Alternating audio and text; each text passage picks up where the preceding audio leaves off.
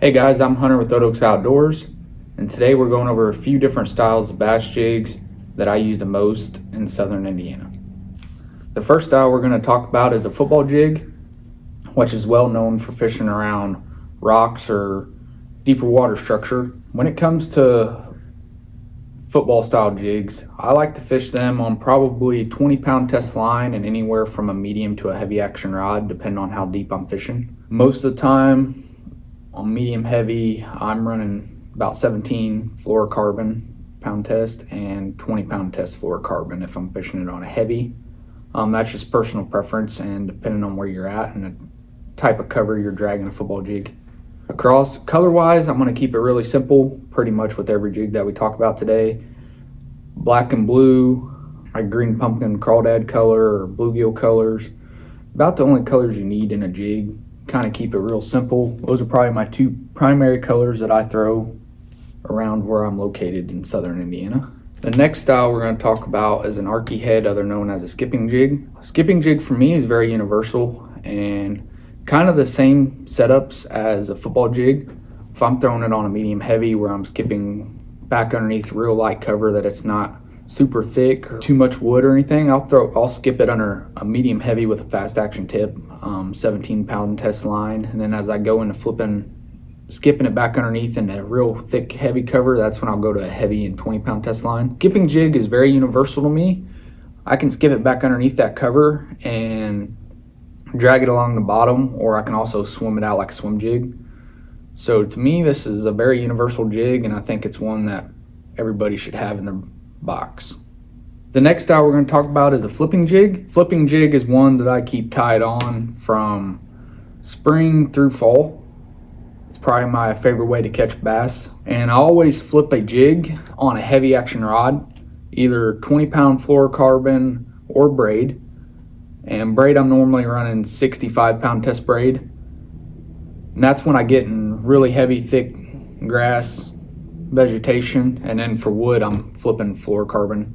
You can pretty much put a jig anywhere you want to put it, especially in a flipping style jig. I mean, they'll go through mats, sparse grass, thick grass. You can flip real thick grassy vegetation that's coming out deep water. There's so much you can do with a flipping jig to get bit. Probably my favorite color in a flipping jig is peanut butter and jelly, and then black and blues and bluegill color. The next one we're going to go over is a hybrid jig. This particular one is made by 6 Cents. Hybrid jigs are probably my second favorite. Hybrid jig is probably one of the most versatile jigs that you can fish. You can drag this out deep like a football jig. You can flip it.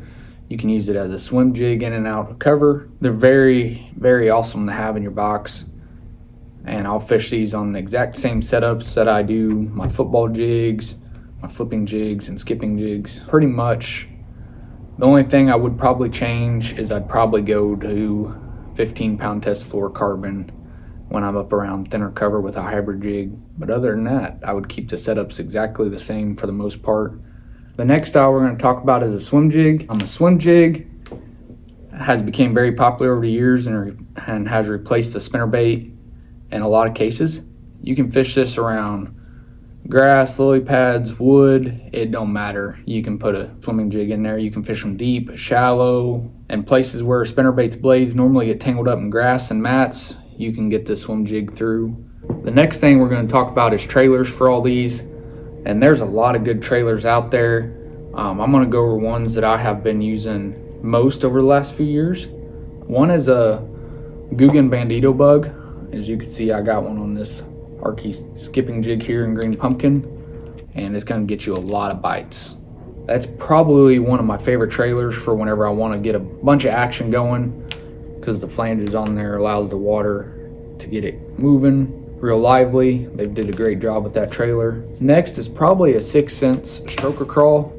The way this trailer is designed, it don't give it a lot of action, so when the water starts cooling off, I'll go to one of these. And what I normally do is I'll snip the top half of it off to make it a little bit smaller. That's another one of my favorite trailers to go to. Next is a Guggen Kraken crawl. Those are really awesome trailers for whenever you want a lot of action. Another good one that I don't have here on the table was a Striking Rage crawl. I've used those a lot over the years. Those really give it a lot of action in the water as well. I'll even use the crawls on a swim jig, and then as I get around shad and stuff like that, I'll put a small swim bait trailer on the swim jig to give it more like a bait fish look, and then crawdads, trailers like the bandito bug or the kraken crawl. Those all work great on a swim jig.